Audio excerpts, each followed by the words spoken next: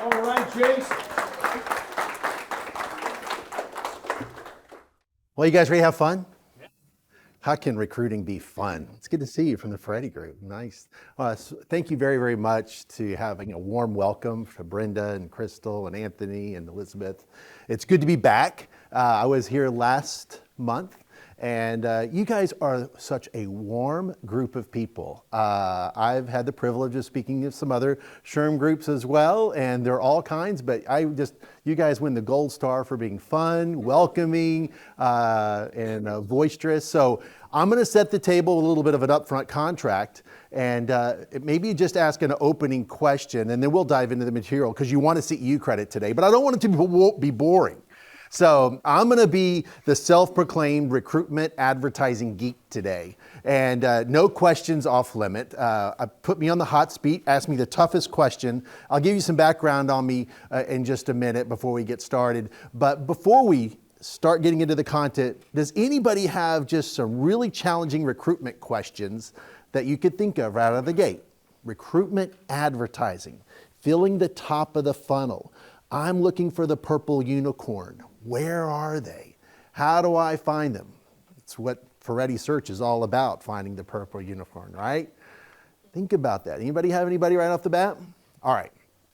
Everybody's being super shy and super quiet. So there's an evaluation on your desk. I'm going to want your feedback from today, because I have multiple other SHRM groups I'm going to be speaking to. So if you think of something that would help me do my job better, I'm going to ask you for that. So put that on the evaluation at the end. I really, really value that as well. So let's get started here. The reason I call this winning the war on talent is that I've been in the recruitment industry since 1996.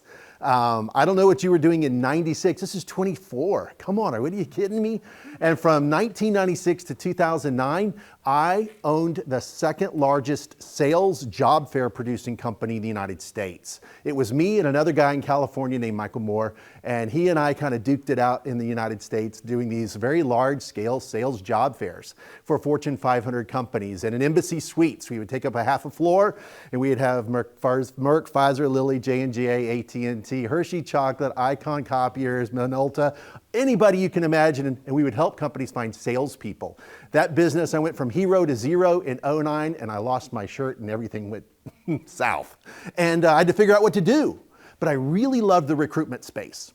And I had this guy who was, and I called him just like about a year ago, and his name was Evan Miles with Success Advertising. And I remember the service that he provided for me. He owned an ad agency with his friend. And every time I ran newspaper ads in the newspaper, I would call Evan. And I spent lots and lots and lots of money throughout the United States running these ads. That's right. Explain the newspaper idea. We're going to go there in just a few minutes. But anyway, I remembered him in 2009, and I had about 12 months to think about it. Long story short, I said, I want to do that business. So in 2010, I called up all the recruitment solutions, and I said, I'm an ad agency. And I called my old clients. And so since 2009 to now 2024, I'm privileged to be in the recruitment advertising space. So that's what we're going to talk about, filling the top of the funnel today. So these are the questions we're going to answer today. And you're going to have some more questions as well. But here's some thoughts. What should be your number one source for recruiting? How important is mobile optimization in my recruitment strategy? How do you best advertise jobs to gain page one, slot one search results to attract the right candidates? Does your recruitment message reflect your values and benefits for job seekers? And is that really important to them? And finally, why, with so many recruitment options today, how do I choose and negotiate what is the best solution for me? Do you have some opinions about that? So whether this information is important to you personally because you're an employer at Founders, or Ferretti's group, you guys are looking to find people for your clients, you may be a vendor or a supplier sponsoring today's event, and if you will listen today, I promise you, and I'm going to get more excited as I talk, I just promise you, that's just my personality, about this topic only because it works. So I really want to give you an education, not only because you're getting educational credits, but also I want you to be able to help others with the knowledge that you're going to get today. So you will be probably one of the smartest people in the room after we get through this deck. So buckle up. And also, I apologize in advance. It's a pretty heavy deck. I could make this funny. I could have made this lots of fun. I'm expecting you to have some questions, but I promise you this content here, it's heavy and it's a lot of content, and I hope it stirs in you to make you really, really think, is that true? How does that happen? What is that really the situation? So let's get in there. Acquiring the right talent is the most important key to growth. Hiring is and still is and was the most important thing that we do according to Mark over at Salesforce. We're going to approach this topic from two different angles. We're going to look at it from a candidate's perspective, and then we're going to look at it from an employer's perspective. So looking at it from a candidate's perspective, so you got to kind of put yourself, are good candidates that are currently employed even searching for jobs? What's the numbers on that? Will your employee turn off the job search? Are the alerts that got them to your job? And where do candidates go to start their job search? Where do they go? How do candidates apply for jobs? And what attracts really good candidates? Think about those things real quick. Think about maybe in that universe. So this idea that I need to go out and find candidates on my own, the good news is that the job search is kind of always on. It really is. 91% of job seekers say that they search for jobs at least a few times a year.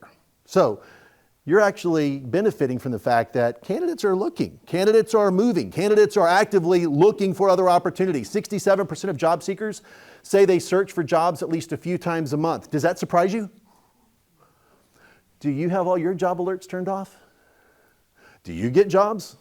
I mean, even in the recruitment industry, I'm helping some of my clients and I'm learning, people send me job opportunities as well. So the idea, only 9% of job seekers say that they never search for jobs. So you've got an active pool of talent. Talent is looking.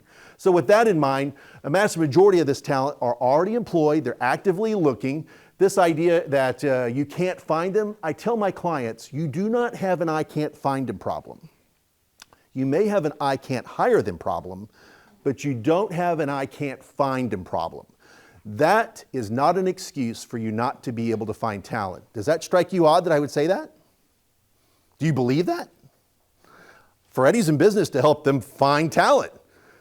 There's a lot of other reasons why they may not want to come work here. Compensation stinks, geography stinks, not right opportunity, they're vested. There's a lot of reasons. And we work with about 15 to 20% of our clients are staffing firms, headhunters, search firms.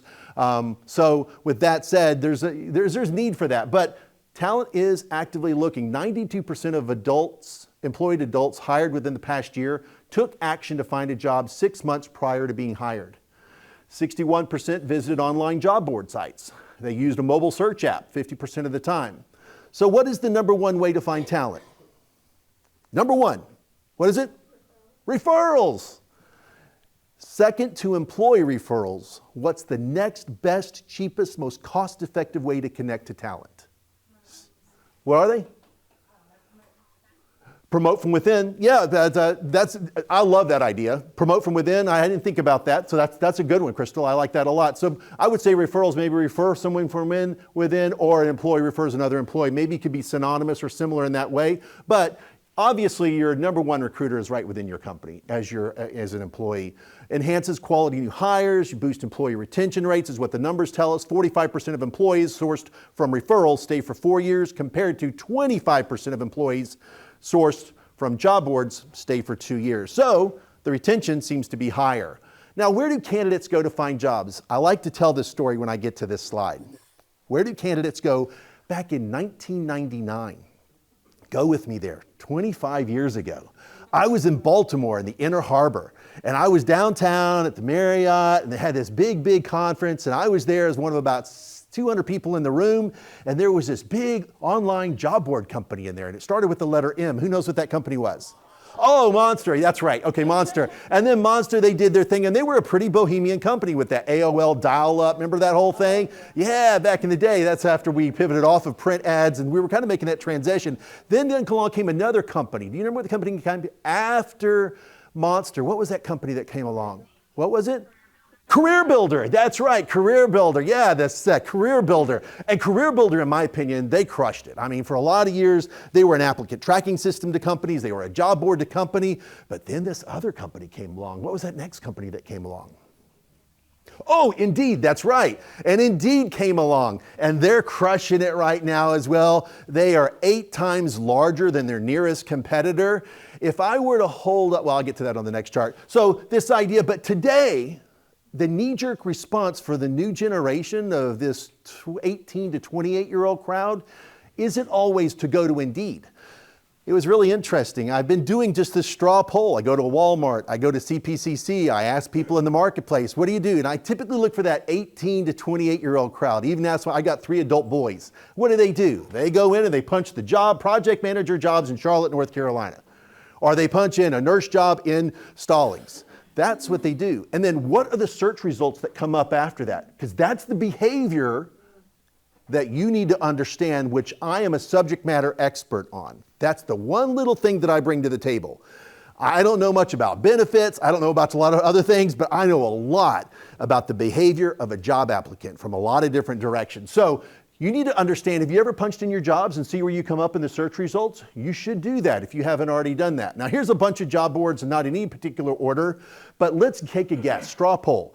Big pizza right here. See it? What percentage of all jobs in the United States of America are impacted by Indeed.com? Every job in America, what percentage of people become employed or highly or significantly impacted by Indeed.com? Market share. 80.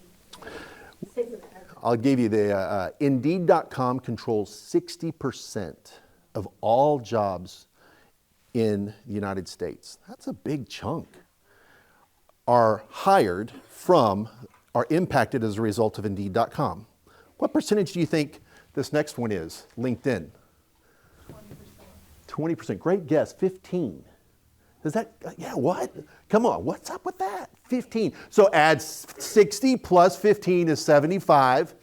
All this extra stuff, including your niche job sites, diversity websites, and every other website, including company employers' websites, comprises the other 25%. If you don't have an Indeed.com recruitment strategy, you're missing the boat. I'm vendor neutral, I'm industry agnostic. I work with nonprofits, I work with for-profits. I work with staffing firms, I work with corporate America. I work with worldwide companies, I work with small, medium, large.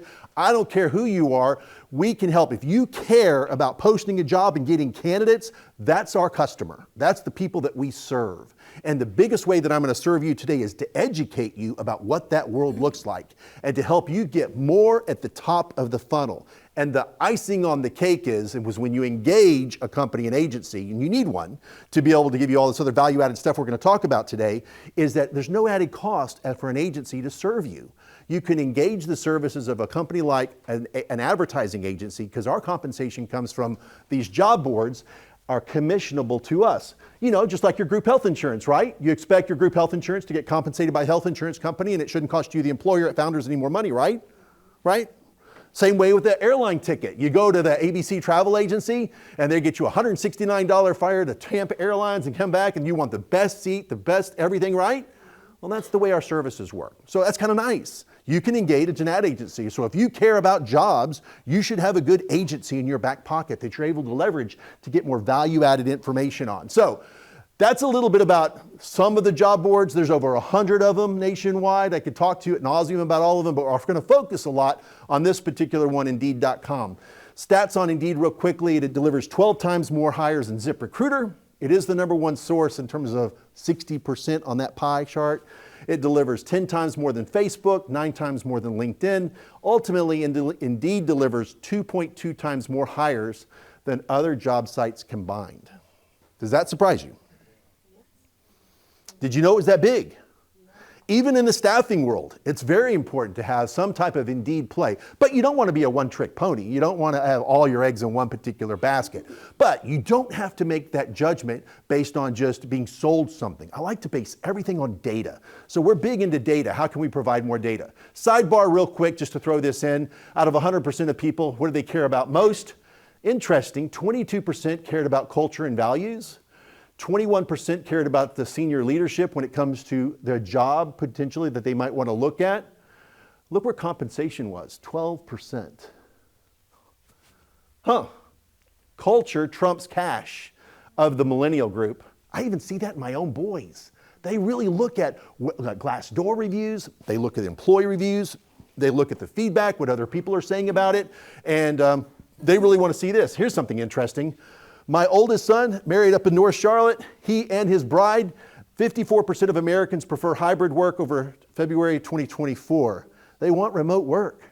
My two oldest kids, they won't work anywhere else. They were set on having remote work. I don't know what your policy is on remote, but there's 2 cents on the remote topic real quickly. Values matter. Nearly 3 in 4 adults would not apply to a company unless its values aligned with their personal values. So you're the employer. How's that working for you? Are you projecting a great employer brand? A brand that employees can know about on your current website? Mission, vision, values, culture, video content. Are you? What is your culture? What is your brand? What is your EBV, your employer brand value? So we're going to now pivot and we're going to go to the company perspective. What do I need to do to ensure candidates are going to find me? You've got to have a strategic approach. And we're going to go and talk through this real quickly. 2 thoughts of ways to think about this. You have 2 strategies. You either have an inbound strategy, how you're drawing talent to your company, and you have an outbound strategy. What's your current inbound strategy? You got to have an easy apply process. Maybe they're applying through your website, referrals. Do you have enough talent currently in your inbound strategy for your company to find all the talent you need to employ? Do you? Are you having any pain here? If not, you might need to elevate your recruitment strategy and do something more of an outbound. So you should talk about recruiting with these kinds of concepts in mind. Outbound would be, I need to go look on a resume database. I need referrals that you call, or hiring events or college career events. These are just 2 types of profiles of ways to think about it. And I like to call it sequencing your investments to maximize both quality and to minimize cost. Step 1, free inbound. You have jobs on your applicant tracking system, or you post them directly on Indeed, and you may be spending no money. Don't be misguided if your ATS posts jobs on Indeed and you expect spend nothing, get something. You're laughing. Those of you laughing, Brenda's laughing over here. She's going, seeing how that goes. We actually have a tool within our company that we can see data on Indeed.com and see what you would get organically. I'm going to show you that in just a minute versus what you'll get when you spend money. And we tell clients that number before you actually spend the money. Isn't that kind of cool? So like see before you buy kind of a thing, and really help educate people first so that there's no smoke and mirrors, provide detailed analytics. So you may need to spend some money to get some paid inbound on any of those job boards or any other resources that you might need to engage, or you may need to call in the heavy guns like Ferretti. So there you go. Paid outbound, where they actually go out, find those, and there's very much a need for this type of work. Your company may not have the bandwidth, you may have a lower compensation, your culture may be kind of rugged, and you may need some extra added oomph and help, or you may truly have this kind of a unicorn type role with some nuances that make it tough. But each of these are very valid to think about. Free inbound, paid inbound, outbound. Which is your pain? Which is your pain in your company right now? You think about it this way? How do you think about this? How's this impacting you? Let's keep moving. Indeed operates on a pay-for-performance model. This wasn't always the case. Back in the old 1999, remember Monster.com, then Career Builder used to sell job slots. It was always a job slot idea.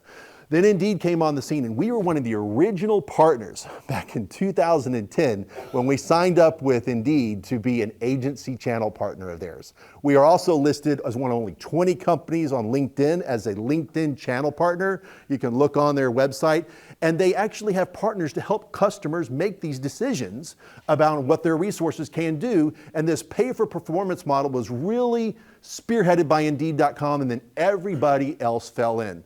The idea here, it influences job performance. All postings are time and date sensitive, meaning that the first 24 hours you post a posting, you're going to receive some responses. ZipRecruiter has a mandate within their organization. At least they did about 4 years ago. They were saying, anytime a company posts a job, give the company 2 really good resumes, and then you go to the bottom of the list. You ever felt that a little bit? Indeed.com is a pay for performance. The good news is you know how the product works, and you don't have to be misguided to not understand that. But if a job is worth posting, like you think you want to post and get resumes, it's worth sponsoring. I repeat, If you have a job that's worth posting, that you expect to get any quantity or quality or value talent, it's worth sponsoring. I don't care who you are as a company, you need to marinate on that one particular topic. Now, how much? That's the golden ticket, and we can talk more about that. It's based on supply and demand. It needs to be relative to that. You need to have some data to be able to make that right decision. Now, free organic posts get you jobs posted for nothing, and that happens through your applicant tracking system. It shakes hands with Indeed. Indeed actually is a giant vacuum cleaner is how I describe it. And it sucks in 98.9% of all jobs in the world. It's owned by a company out of Japan.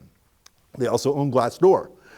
And those two companies together, they suck in all your jobs, and then they kind of hold you captive a little bit. Because if you do that search back to that Google bar, it comes up with 3 jobs on Google, then it's all those Indeed jobs. And then it's everybody and everything else based on that Google search. So this idea of free, if you spend nothing, get nothing, I tell clients. If you spend a little, you'll get a little. If you spend a lot, you may get a lot. You can also spend too much. Very important. You may be spending too much. When I did this exact seminar, I had a client in the room, which is a printing company over in Raleigh, and I had a client in the room, and I had just won her business and served her like about 6 months ago. I saw her budget was X, and I told her, based on the supply and demand reports and the hiring insights, you are spending 2x more than you need to be spending. Stop wasting money. She goes, what? Every time I call Indeed.com, they want to charge me more money. I said, stop. Based on the data, I see that you're overspending and you don't need to spend that much. We cut her budget in half.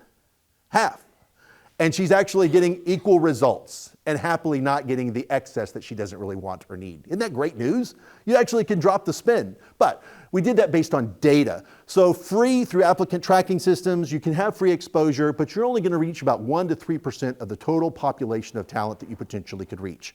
So let's keep moving. If you want performance, visibility, and those results, it's going to require some type of spend. What's your spend? We'll talk about that. Sponsoring jobs can net 4 times likely results on a hire for sponsored jobs compared to non-sponsored jobs. And again, there's some data that we're going to be able to provide for you. Here's what data looks like. Organic versus sponsored jobs. So I just did a screenshot of a random group of companies, and this company's was a construction company. They were looking for CDL truck drivers, tower technicians, and here was some interesting statistics. This company looking for construction foremen, if they would have spent no money organically in this column, they would have gotten 3 resumes. But because they spent money, they got 22. Now how much money do they need to spend? That's the big question. I'm going to help you with that. Next, CDL truck drivers. Hard to find, hard to fill. All the job boards. Where do I go? Spend no money, get 2 resumes. Spent money, got 31.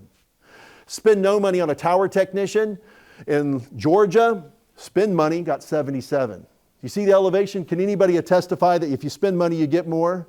Now there's also, you don't want to get the junk, so you want to get the right quantity and quality, so there's a whole conversation there. But there is a delta between free or organic, and you want to be able to figure that out. Sponsored jobs do deliver 80% more applicants over jobs that are just simply not sponsored. So if it's worth posting, it's also worth funding. And then you want the data to be able to support, well, how much? All right, so if I were to, my next deck next year, by the way, I'm already working on it, is this slide alone. I have an hour and a half presentation on this single slide. So we're going to go through it in less than 3 minutes, maybe 4 minutes.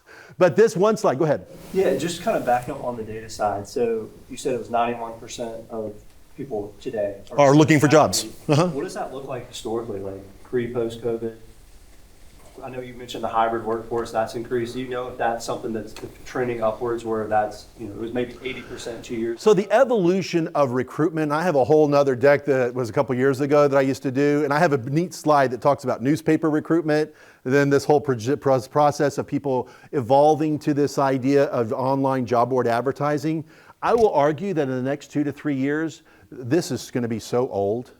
What I'm telling you is going to be, I change quarterly. I sit on calls. So the evolution for the last 10 years for people to become more astute on online recruitment advertising, even where like it went from Monster to Career Builder to Indeed.com, this Indeed.com thing, it will change. It will change. Just to let you know, we're going to have bots. Every company is going to have a virtual person on the computer that's totally AI, and they're going to be able to talk with you. That's just 18 months away. Buckle up. I've already seen it. Question is, have you seen that 91% of employees out there looking for jobs? Do you think that's gone up a lot since COVID? I think that has it gone up since COVID? No, I think it was still that same number. I think we've been in this era of 91% for the last 4 years. It's easier for them to look for jobs. You can look for a job sitting anywhere. Yes, but how they use Indeed.com, in my opinion, has become more frustrating with the advent of AI. And if you want, here's a freebie. There's a girl named JT O'Donnell who has a website called Work It Daily. I'm super passionate about what she does, and she speaks to that a lot, how to work it different on the Indeed.com if you're an applicant looking for a job. So we'll have to get to that. But anyway, we'll go through this real quickly. Job title first. If you and I work together, I'm going to ask you for a job description. Send it to me. Then we're going to figure out what the right job description, and then we're going to look at your right job title. Job title's got to go first. What is the right job title to reach the right candidates? I work with a big hamburger company throughout the United States with over 24,000 employees nationwide, and they had, for 8 jobs, they had 36 job titles. Listen, it's not a craft burger extraordinaire. He's a cook. She's a cook, whatever it is. You know what I'm saying? But they wanted to have some fancy name for all these different.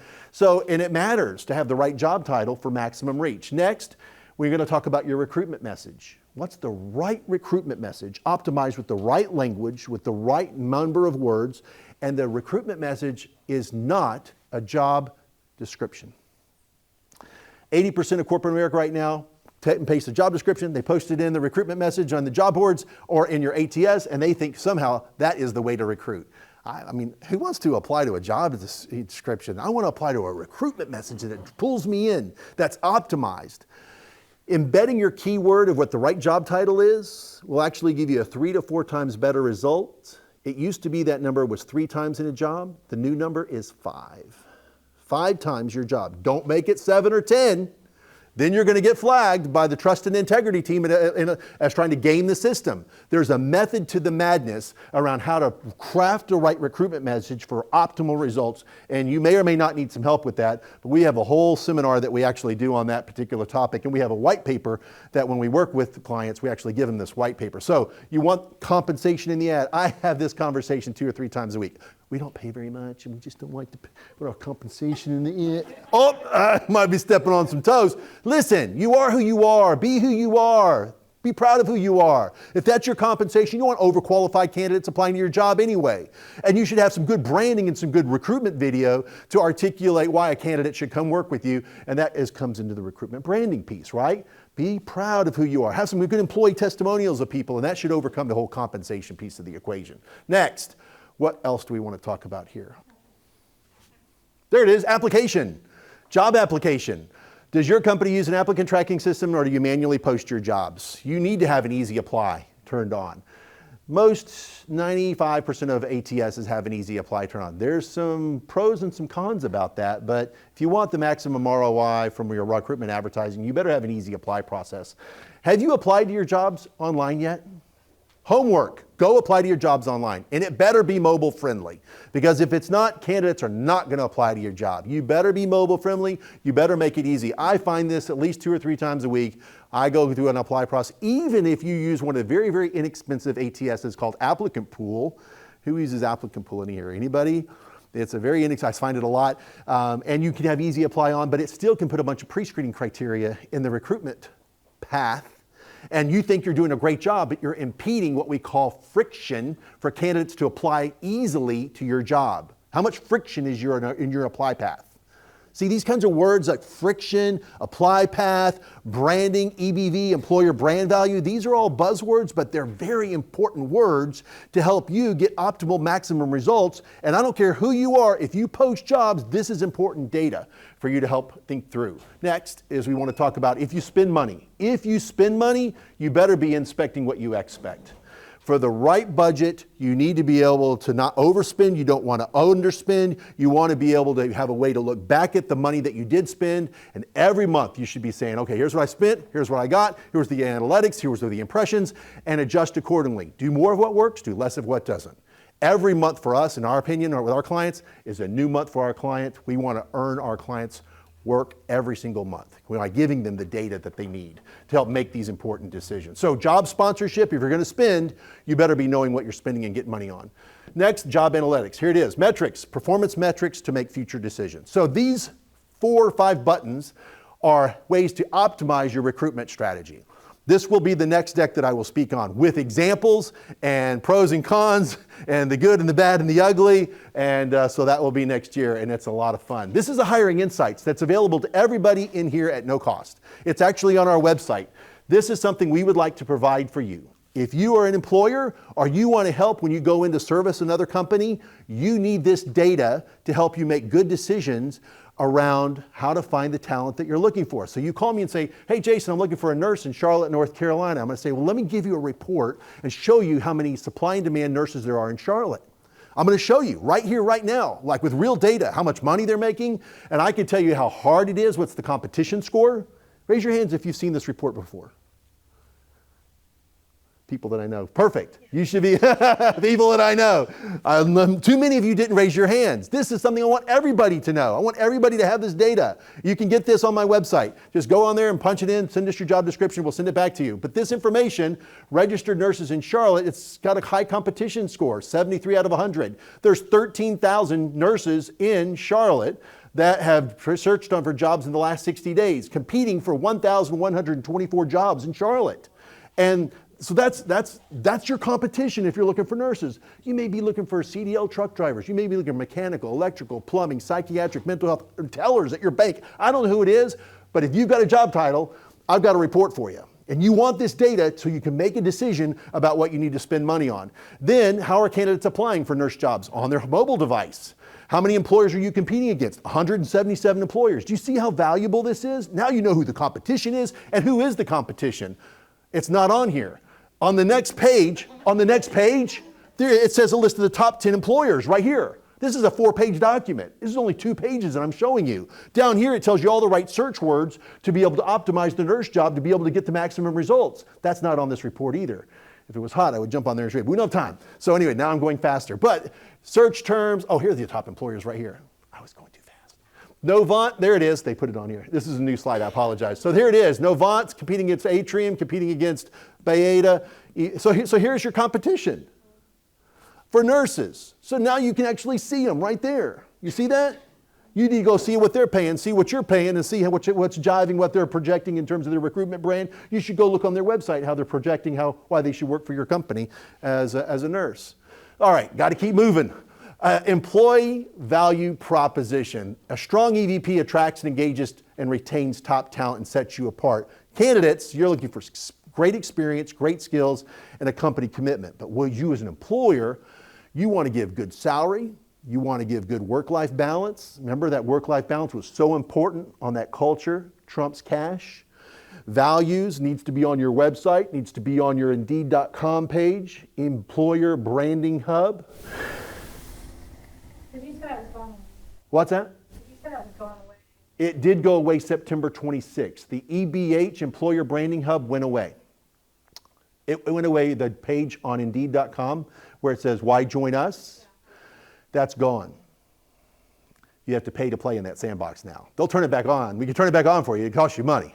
So you might want to look at that. I've had a lot of clients call me saying, I want that back on. I want that turned back on. All right, let me go figure out how much it is. They sell it according to t-shirt size. Small, medium, large, extra large, jumbo. That's how they sell it. Base price, $4,500 annually per year. That's like $400 a month. So that's what they sell that page for. But we can help you with that. We don't make up the prices. They do, right? We're just here to help get you the maximum ROI for that. So this is from an employer perspective. What's your value prop?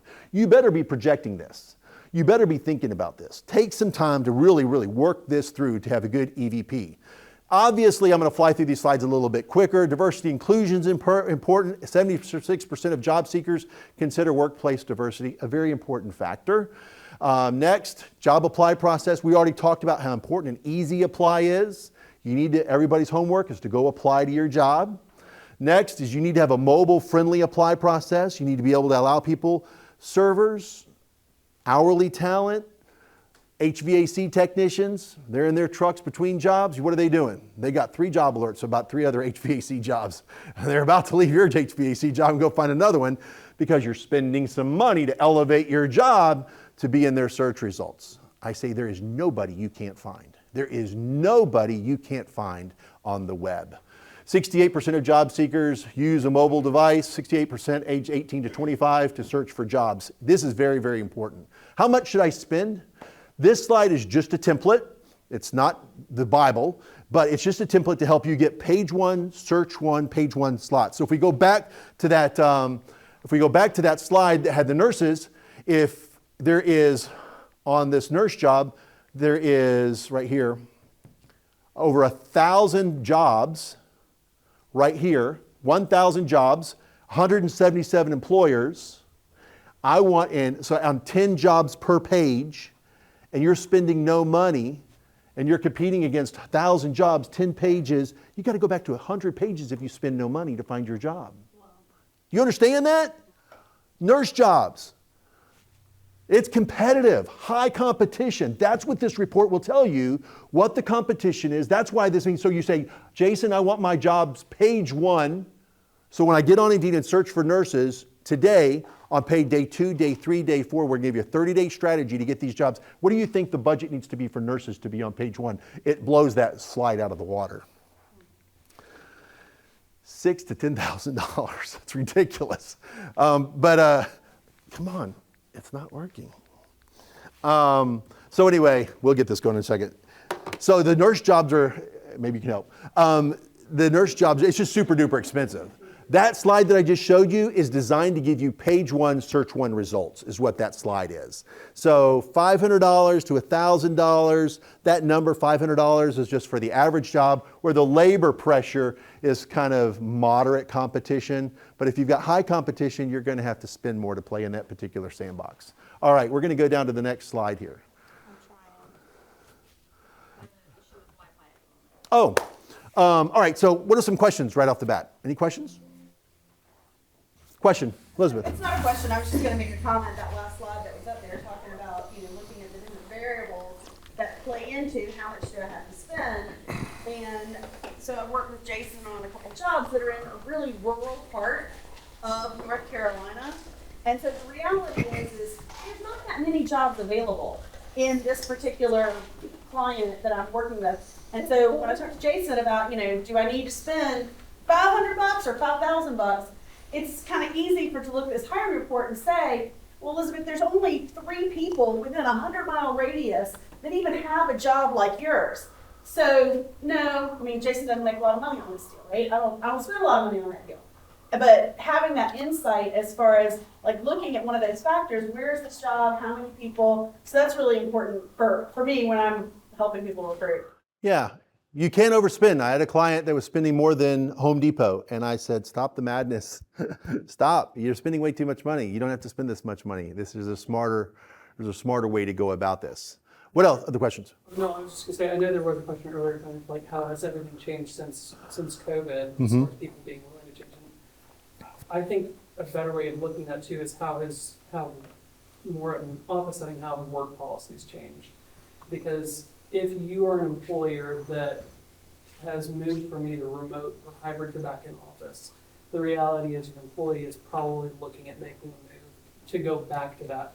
And a prime example of that, when I post a job for one of my clients, if it's a fully in-office job as compared to a hybrid job or a remote job, we'll see 12 times as many people apply to the hybrid or remote job versus the in-office. So to answer the question of how it's changed since COVID, has your work policy changed? Because if your work policy changed, the odds are your people are probably looking, and we see people all the time, they'll make a lateral simply to go back to a hybrid schedule. And I'm not saying you can't control what your leadership does, but the reality is if you've had that type of change, there's a good chance your people are looking. Not everybody can do hybrid, not everybody can do remote, so this hybrid is a nice mix between the two.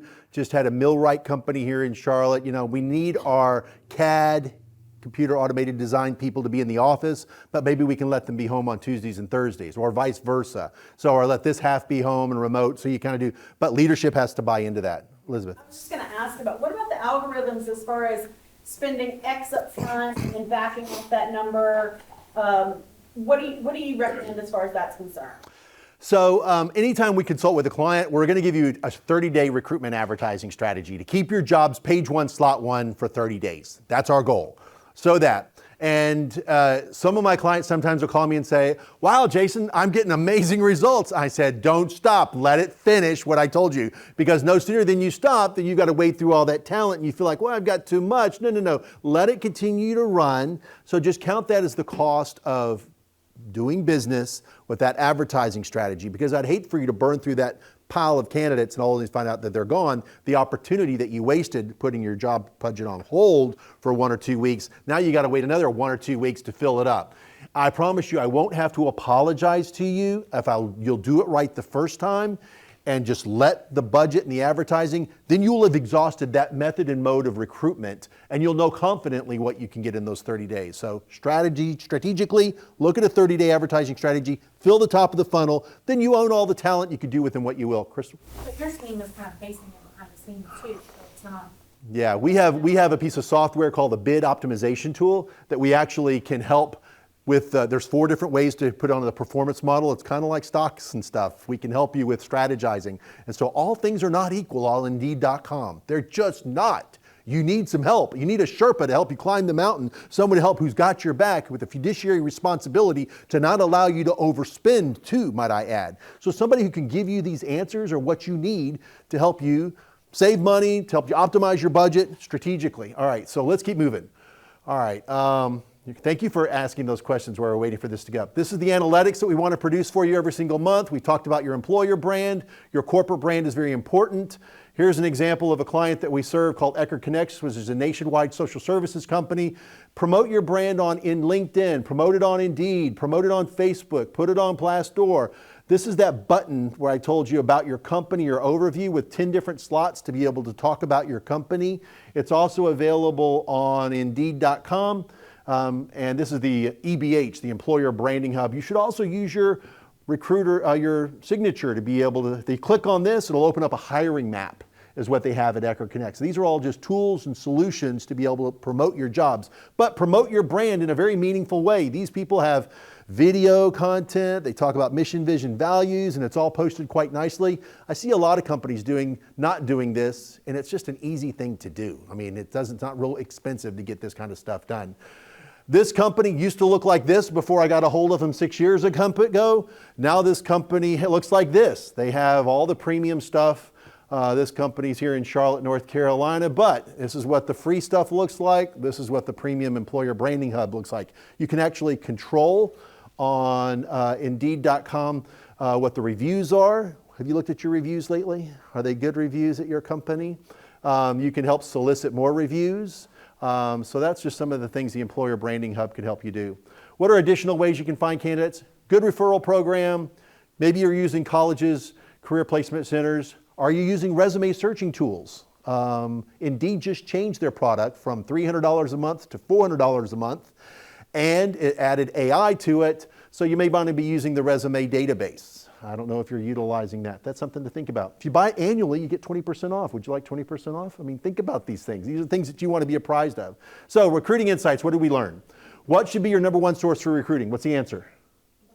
Employee referrals. Great job. What's the next one? How important is mobile optimization to your company? Very important. Candidates aren't going to expect a one-click apply to your jobs. And if you put a bunch of pre-screening questions in there, it's helpful to you, but it's called friction, and candidates aren't going to apply. So what do you do? Jason, what do? I need the answer to these questions. I mean, I'm a government contracted company. If you're going to work for me, federal government requires these. You're going to have to clean your fish after you catch them. Okay, I'm just sorry. It's just the way it is. You're going to have to scrub and screen. It's going to be a little bit more work, but can you afford not to get that candidate in the net? Or you're going to miss them. So I'll talk to you ad nauseum about that. So you got to decide for yourself. Do you want the candidate and then scrub and screen next? Or do you want to just miss them all together and you'll come up a little bit short? Can I influence if my job will appear to job seekers at the top of their search? Can you influence? Can you? Yes, absolutely you can influence that. Next, can I really know my compensation that I need to offer to beat out my competition for top talent? Where will you get that? the report. We'll give you the report. Or just go look at your competition online. But the report makes it a lot easier. It tells you all the top employers, and it tells you who your competition is and who's spending money and taking the lion's share, and it gives you an exact number of how much percentage of the talent that they're actually reaching that you're not reaching. Next, can I know what job advertisements and job titles should look like that will attract the best people? Job title's key. You got to get the job title right. I'll give you an example. In the behavioral health space, they have a TEEP specialist position. Who knows what a TEEP specialist is in here? Nobody. My clients are adamant. It's got to be a TEEP specialist, Jason. You got to post TEEP specialist. It's a substance abuse counselor. Okay? Now, do you know what a substance abuse counselor is? But my client says, oh, you got to post TEEP. That's what the company said. That's what the job is. Think about it smartly.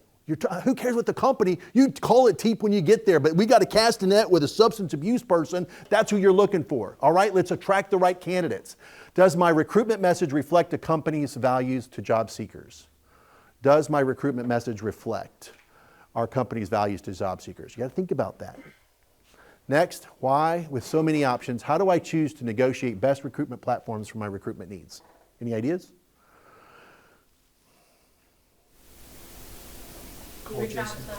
You need a good agency. You need to find somebody that you know, like, and trust. Find a good agency that you know, like, and trust that can give you this value-added data. And with that information, you should be able to make really smart decisions about this. And it shouldn't cost you a penny extra. Did you hear me? It shouldn't cost you any extra money. If your budget a year is $25K, and that's what you want to spend is $25K, then you should get a Sherpa to help you, an agency, and just spend $25K. But if the agency says, I think you could get the same results for 20, well, you want to save $5K? Why not?